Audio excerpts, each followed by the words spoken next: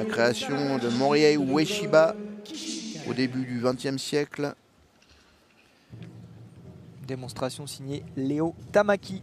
Alors, un jeune maître, comme on l'a dit tout à l'heure, intéressant parce que il est à la fois au cœur de la pratique Aiki, mais il a aussi un background. Oh, il a débuté par le judo.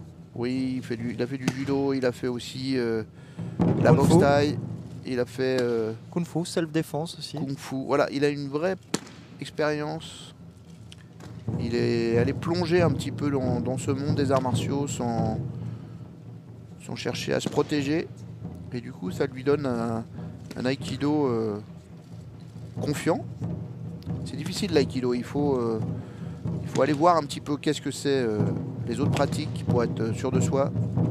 Ce qu'a fait aussi le fameux Christian Tissier, l'autre expert, aime bien aller voir ce qui se passe dans les autres approches martiales. Et regardez, il est très stable. Il a démarré l'aïkido à 21 ans, Léo Tamaki.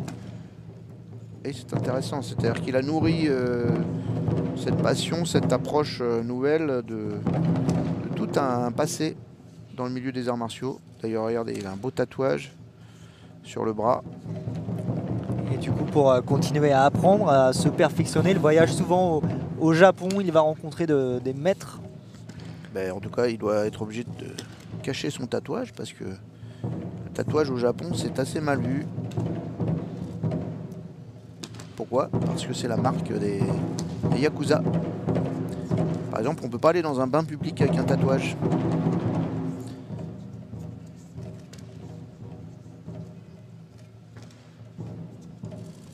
Voilà, il travaille tout en souplesse. Belle qualité posturale, c'est simple. C'est bien exécuté. Et il est dans l'esprit Aiki, c'est-à-dire que son travail, qui est un travail efficace, de maîtrise, on voit la maîtrise des directions, des cercles.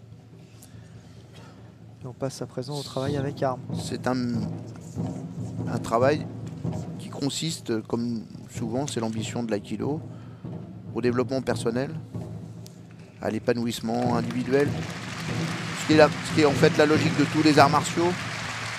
Mais l'aïkido privilégie vraiment cette approche. Une belle démonstration d'aïkido, là encore une fois.